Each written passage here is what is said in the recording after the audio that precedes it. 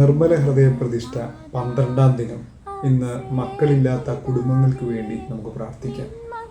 അവൾ ഒരു പുത്രനെ പ്രസവിക്കും, നീ അവനെ യേശു എന്ന് പേരിടണം. എന്നാൽ അവൻ തൻ്റെ ജനത്തെ അവരുടെ പാപങ്ങളിൽ നിന്ന് മോചിപ്പിക്കും.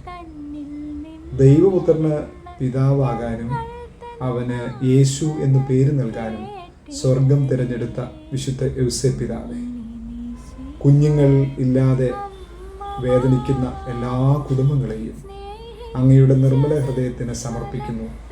പ്രിയ പിതാവേ, തിരുക്കുടുംബത്തിൻ്റെ പാലകനെ, നസ്രസിലെ കുടുംബത്തെ തിരുക്കുടുംബമാക്കി മാറ്റിയ ഉണ്ണിമിശിഹായുടെ അടുത്ത് മക്കളില്ലാതെ സങ്കടപ്പെടുന്ന നിന്റെ മക്കൾക്ക് വേണ്ടി പ്രാർത്ഥിക്കണമേ.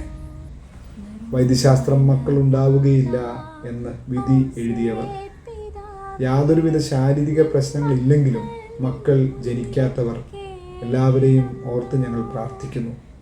സങ്കീർത്തനം 127:3. കർത്താവിൻ്റെ ദാനമാണ് മക്കൾ, ഉദരഫലം ഒരു സമ്മാനവും.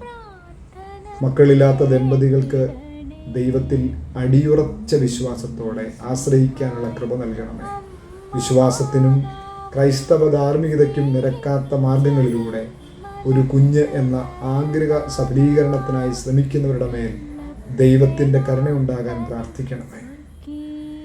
നമ്മുടെ നിയോഗങ്ങളെ എല്ലാം യൗസേപ്പ് പിതാവിൻ്റെ നിർമ്മല ഹൃദയത്തിലേക്ക് സമർപ്പിച്ചുകൊണ്ട് നമുക്ക് പ്രാർത്ഥിക്കാം. പ്രത്യേകിച്ച് മക്കളില്ലാത്ത എല്ലാ ദമ്പതികളെ ഓർക്കാം. നമ്മുടെ അറിവിൽ, നമ്മുടെ കുടുംബത്തിൽ ഉള്ള എല്ലാവർക്കും വേണ്ടി അവരുടെ സങ്കടങ്ങളെ യൗസേപ്പ് പിതാവിന് കൊടുത്തുകൊണ്ട് പ്രാർത്ഥിക്കാം.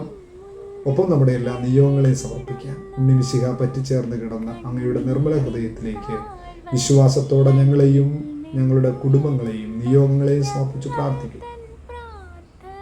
ഞങ്ങളുടെ ആത്മീയ ബാലകനെ അങ്ങയുടെ തിരുക്കുമാരൻ്റെ തിരുഹൃദയത്തിലേക്ക് ഞങ്ങളുടെ നിയോഗങ്ങളെ കാഴ്ചവെച്ച് സാധിച്ചു തരണമേ എന്ന് അങ്ങയുടെ നിർമ്മല ഭാര്യയും ഞങ്ങളുടെ അമ്മയുമായ പരിശുദ്ധ കന്യകാമാതാവിൻ്റെ വിമലഹൃദയത്തിൻ്റെ മധ്യസ്ഥതയിൽ അങ്ങയോട് അപേക്ഷിക്കുന്നു.